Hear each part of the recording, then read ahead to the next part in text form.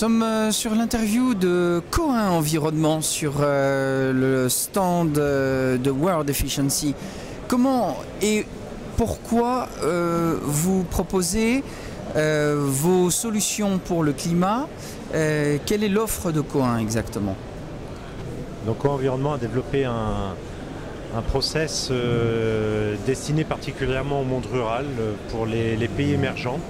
La destination de nos solutions, la compacité et le développement qui a été fait, c'est pour le traitement des eaux usées en milieu rural, dans les zones isolées, pour intervenir aussi sur le domaine industriel, mais un petit peu toute la problématique sur le traitement des eaux usées en milieu rural, en zone isolée. Bon, alors, par rapport justement aux zones urbaines, quelle est la spécificité des installations ou de votre accompagnement? La spécificité, c'est la compacité de nos installations et on a un système évolutif. En fin de compte, on se retrouve maintenant avec des villes nouvelles en création un peu partout dans tous les pays qu'on peut rencontrer. Et on apporte des solutions évolutives au lieu de partir sur des principes, sur des installations qu'on fera en fin de construction, sur des programmes qui peuvent durer 2, 3, 5, 10 ans, 15 ans. On n'a jamais des durées précises. Nous, on apporte des solutions adaptées à l'évolution des constructions. Alors ça veut dire un gros village, par exemple, qui a un afflux de population, qui croît, ouais. Et en quoi et comment justement cette modularité de l'installation est-elle faite par quoi? Le concept développé par les ingénieurs a été de simplifier au maximum le procédé. Donc on se retrouve avec des toutes petites unités compactes, avec maintenant une gamme qui a évolué, puisqu'on a commencé avec le container maritime pour avoir la mobilité, parce que dans certains cas la mobilité est intéressante, mais pas pour autant à chaque fois. Donc on a développé d'autres systèmes.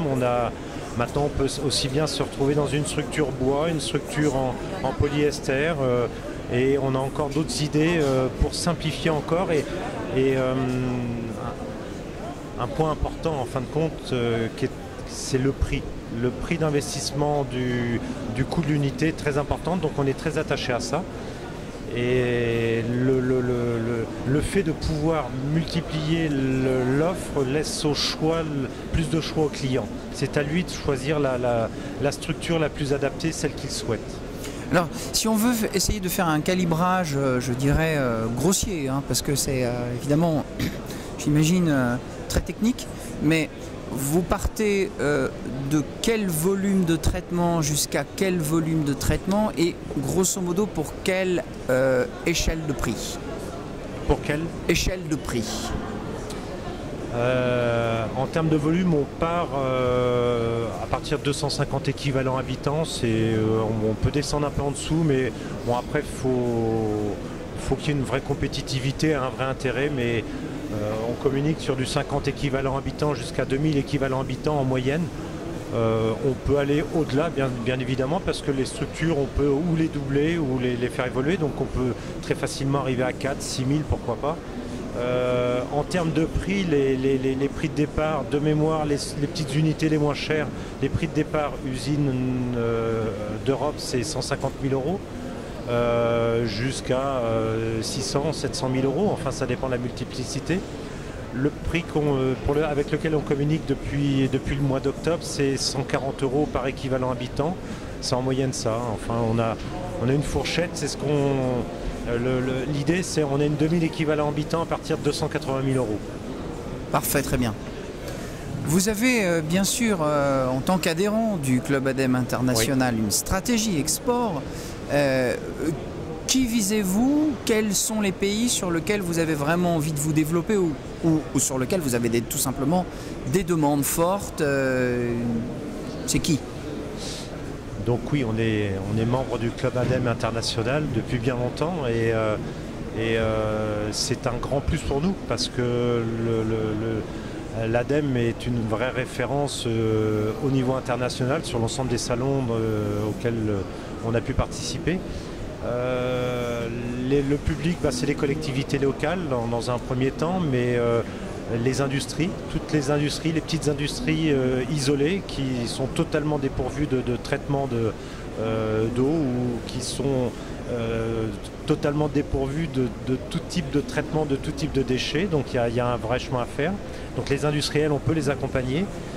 Mais aussi notre cible, c'est les hôtels, les camps de réfugiés, toutes les zones isolées. Ça peut être aussi des campings, des zones provisoires. On peut fonctionner en alternatif. Notre offre est vraiment très large au niveau de nos clients.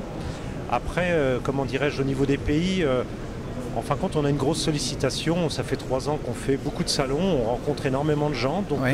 Notre solution intéresse beaucoup de monde, beaucoup de pays nous demandent de venir. Bon, maintenant, il ne faut pas non plus partir dans tous les sens parce que tout ça, c'est bien, mais ça coûte cher. Notre stratégie, c'est plutôt de nous axer sur un pays. Ce qu'on a fait, c'est le Maroc. Le Maroc qui pour nous, est vraiment la porte d'entrée sur l'Afrique. On est maintenant présent, on a des bureaux à Casablanca depuis bientôt 2 ans. Et la cible première, c'est de transformer et réussir ce qu'on fait au Maroc de façon à pouvoir le reproduire assez facilement dans d'autres pays où on est déjà en communication très très avancée. Mais avant d'aller plus loin, on veut transformer au Maroc. Il y a un chemin, Maroc et après l'Afrique subsaharienne et on descend. Est-ce qu'il y a une logique en fait alors, je ne sais pas si c'est une logique, enfin tout au moins on va dire que c'est la mienne. Moi il est clair que plus facilement j'attaque, enfin tout au moins les premières cibles les plus faciles pour moi c'est l'Afrique francophone. Parce que les liens sont extrêmement forts, il y a une grosse attente, c'est des pays en voie de développement et avec un potentiel énorme, mais avec une vraie volonté de s'intéresser à l'environnement. Donc c'est assez facile d'échanger, il y a le problème du langage n'existant pas, enfin, c'est beaucoup plus fluide. Maintenant on a l'Afrique francophone aussi, on était la semaine dernière au Kenya où il y a une grosse attente et il n'y a pas de problème, on est... De toute façon, le problème de l'eau, si on regarde le compte-rendu onusien du mois de mars 2016, c'est 80% des eaux usées dans le monde ne sont pas traitées. Donc le terrain de jeu est assez vaste, il y a de la place pour tout le monde. Donc on n'a pas non plus l'ambition d'envahir le monde. Après, faut rester... faut pas trop s'éparpiller, c'est trop dangereux et après on pourrait s'y perdre. Donc faut avoir une stratégie pour moi, un premier pays, un deuxième, un troisième en parallèle, mais et bien transformé focusé, sur un. Et bien focusé. Quand on revient sur l'idée d'accompagner les industries ou les entreprises, revenons à la réalité. Qu'est-ce qu'elles font des eaux qu'elles ont utilisées Actuellement ? Oui. Elle les jette sans aucun traitement. Sans aucun traitement. Et pour ma part, je suis un jeune dans le métier de l'environnement puisque ça fait faire maintenant 3 ans que j'ai repris le bureau d'études. Donc je découvre aussi ça, je le découvre en rencontrant tous les gens qui viennent nous voir parce que ce qu'il ne faut pas oublier, c'est que sur les salons, tous les visiteurs viennent voir des professionnels et viennent un peu se confesser, se dire on cherche des solutions parce qu'on a des vrais problèmes et les gens s'ouvrent. Ce qui n'est pas facile quand on va les voir forcément où le comportement de nos clients sont différents qu'on aille les voir chez eux ou quand ils viennent nous voir sur les salons. C'est un peu le confessionnel où on a des gens qui viennent pour vraiment nous demander, qui cherchent des solutions pour changer les choses. Donc se renseigner, de voir, alors est-ce que c'est plus intime et c'est plus simple pour les gens de venir nous voir que d'avoir des visites. Ça n'empêche que le constat que je fais est affolant parce que derrière ces visites, on provoque des rendez-vous puisqu'on est installé maintenant au Maroc, donc on fait des visites toutes les semaines chez des clients potentiels. Et c'est vrai que c'est assez dramatique parce que tout va dans les oueds et après la mer. Oui. Bon, ça veut dire qu'il y a du boulot. Ah oui, ça c'est Mais il faut arriver avec un prix qui soit accessible. Ah oui. Si c'est dimensionné trop haut en termes d'investissement, les fameux CAPEX, là, ça ne fonctionne pas. En fait. En fin de compte, le prix est toujours primordial. D'accord, oui, bien sûr. On pourra dire ce qu'on veut, on peut parler de technologie, amener un tas de choses. De toute façon, le prix est la première base de discussion. Combien ça coûte, voilà. Donc c'est pour ça qu'on a travaillé sur une stratégie, pour notre part, comment dirais-je, de notre business model est vraiment sur le partage avec les pays qui sont prêts à accueillir et à adopter nos solutions. En fin de compte, sur un investissement, on laisse entre 60 et 80% dans le pays, puisqu'on partage aussi bien la transformation ou la fabrication des unités, mais on partage aussi l'exploitation des unités après. Parfait. Eh bien, en tous les cas, merci beaucoup de ce point.